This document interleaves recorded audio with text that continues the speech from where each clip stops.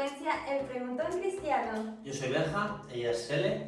Y tenemos 4 preguntas el día de hoy. No te lo pierdas.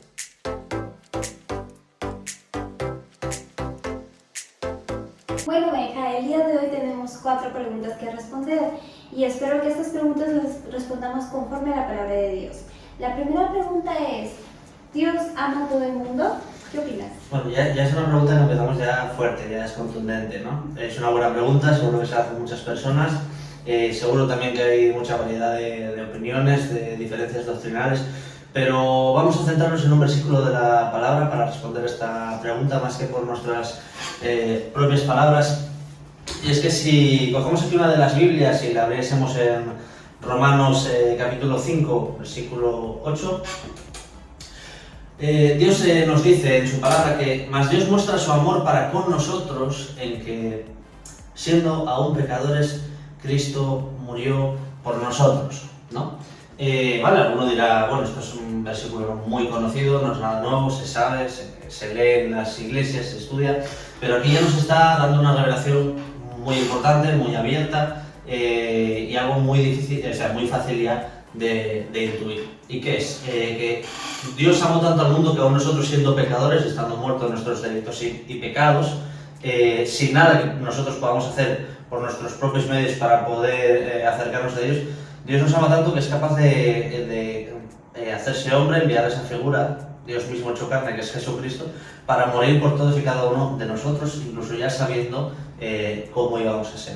Eso responde bastante a la pregunta, es un versículo claro que responde directamente a esa pregunta. Ahora, eso sí, para aclarar, y ya con eso acabaremos la pregunta, es que hay muchas personas que confunden esta respuesta que estamos dando a esta pregunta, Selene, porque la confunden en el ámbito pero entonces Dios ama al pecador.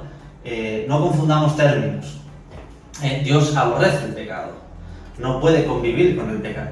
Entonces Dios ama su creación y le dio esa opción a través de Jesucristo para poder redimirse, como Jesús es el sacrificio vivo, y poder acercarse a Dios, porque de esa manera, por mucho que Dios ame a su creación, aborrece el pecado de manera que no podríamos acercarnos a Él.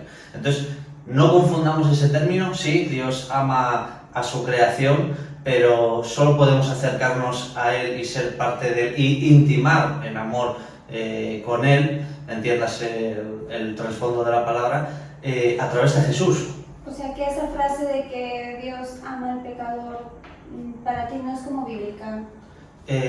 No la cito como pasable porque no convive.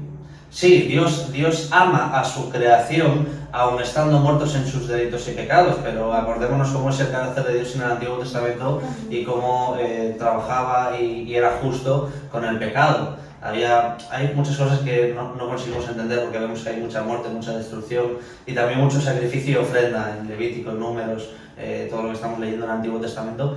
Entonces Dios es justicia y aborrece el pecado, entonces es imposible convivir en una intimidad de amor con el Señor siendo pecador, si no es por un mediador que es Jesucristo. Entonces tenemos que tener mucho cuidado porque también hay iglesias, hay doctrinas y trasfondos que esto choca un poco, pero tenemos que tener claro que el pecado va por un lado y Dios por otro. Entonces sí, Dios ama al mundo, le ha dado esa opción para acercarse en amor, pero no para convivir con Él en el pecado, sino para acercarse por amor. Claro, Ajá. Dios siendo un Dios santo no puede vivir donde abunda el pecado. Claro. Vamos con la pregunta número 2. Ajá. A ver, yo tengo muy claro que todos somos creación de Dios, pero ¿cómo pasamos de creación a ser hijos de Dios? La verdad que son preguntas curiosas, son preguntas poderosas. Vamos a seguir acudiendo a la palabra. Yo me escudo en la palabra de Dios y que no sean palabras humanas. Si fuéramos al Evangelio de Juan, capítulo 1, versículo 12, dice: pero a todos los que creyeron en Él y lo recibieron, les dio el derecho a llegar a ser, ¿qué dice?, hijos de Dios.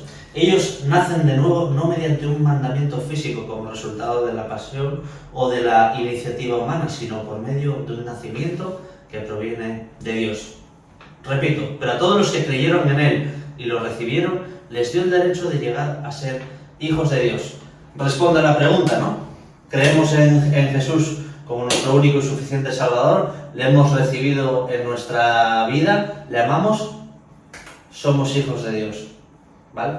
Dentro de todo esto hay mucho más jugo que extraer y que hablar, y es todo un reto de vida, todo un camino estrecho, angosto, difícil, no es fácil, hay pruebas, hay aflicciones, pero el que permanece en la palabra del Señor tiene el derecho a ser llamado hijos de Dios, el que empieza a convivir en esa intimidad con Él, ¿no? Pero lo primero es aceptar a Jesucristo como tu único y suficiente Salvador en tu vida y retenerlo en tu corazón. ¿Y nos podrías dar algunos ejemplos de cómo se puede recibir a Cristo, algún testimonio o algo? O cómo tú recibiste a Cristo también.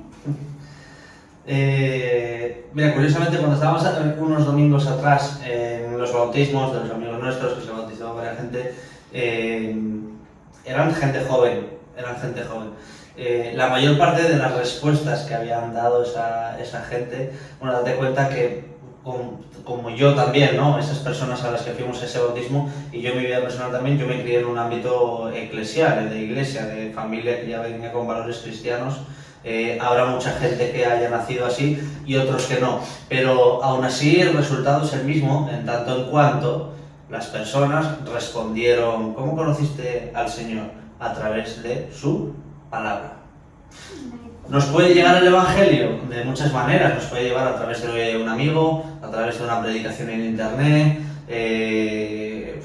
hemos acudido a tal charla y hablaron de Dios e investigamos, pero al final toda esa semilla que te han plantado, en tanto cuanto donde te lo hayas encontrado, te lleva a su palabra y ahí es donde empiezas a conocer a Dios y experimentar de Él, porque no se puede recibir a Dios y conocer a Dios sin saber cómo es Él y eso está reflejado en su palabra. Entonces, una relación entre tú y yo, entre una persona, chico-chica, madre-hijo, se basa en la comunicación, en tú me das, yo te doy, te escucho, te recibo, te hablo. Entonces, hablamos con Dios a través de la oración y le escuchamos a través de su palabra. Si eso no hay, no existe, es difícil poder conocerlo si no estableces una relación con Él. Yo creo que la base de todo empieza en su palabra.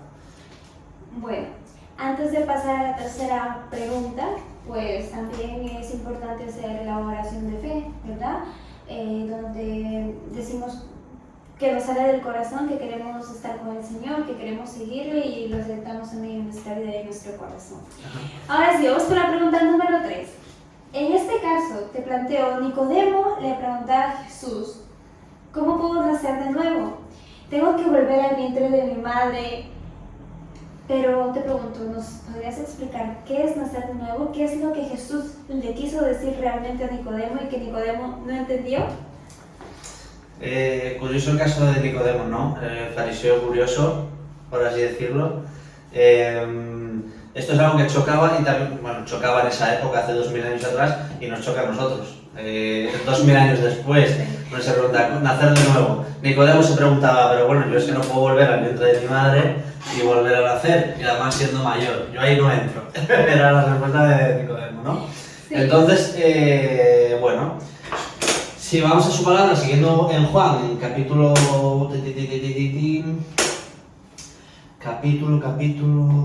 3, me parece.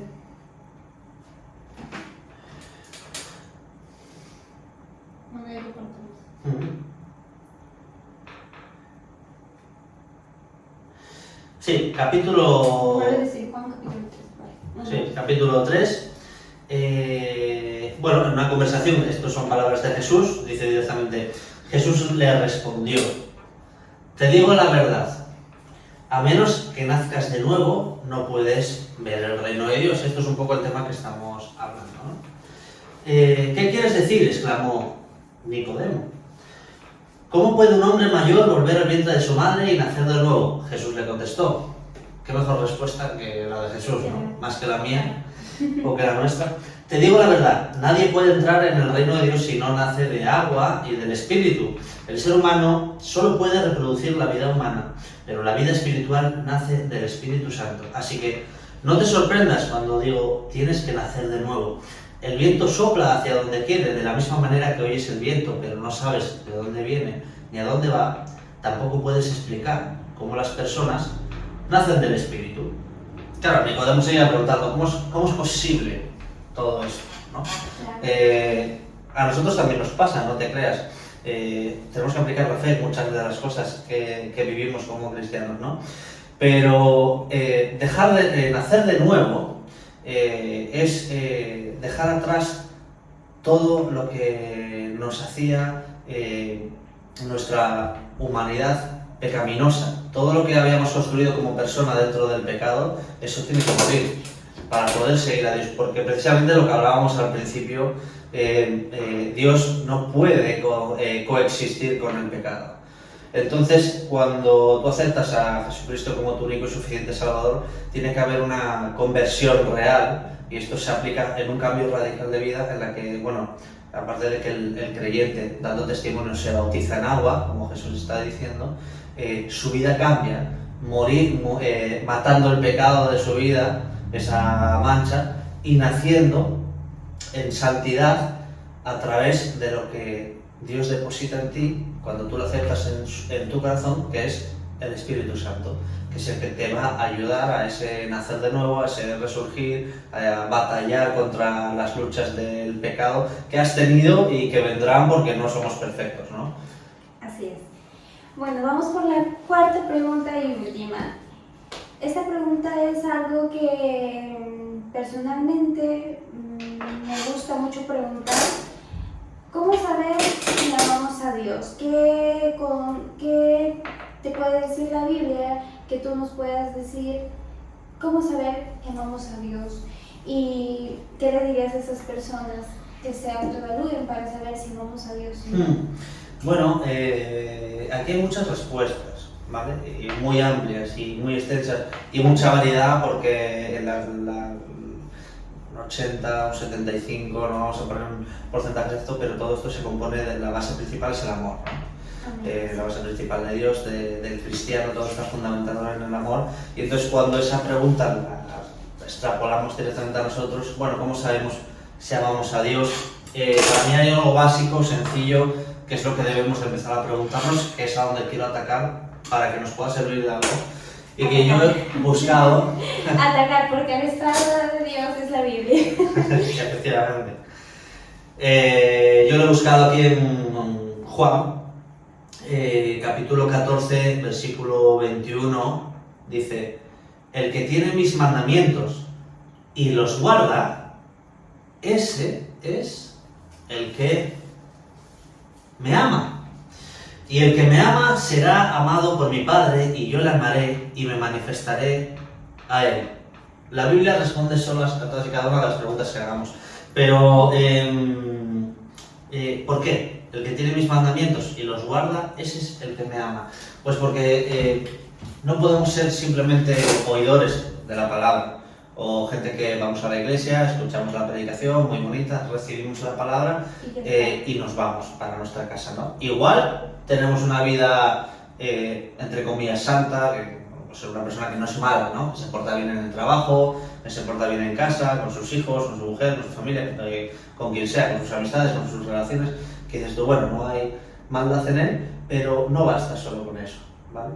La idea de lo que este versículo nos está dando es que el que me ama realmente, ama al Señor, guarda mis mandamientos, o sea, los retiene. No me basta con que los sepas, sino que los guardas en tu corazón, que los aplicas, que los usas y que los retienes. Porque es imposible amar a Dios si no retenemos lo que Dios nos dice. Dios dice,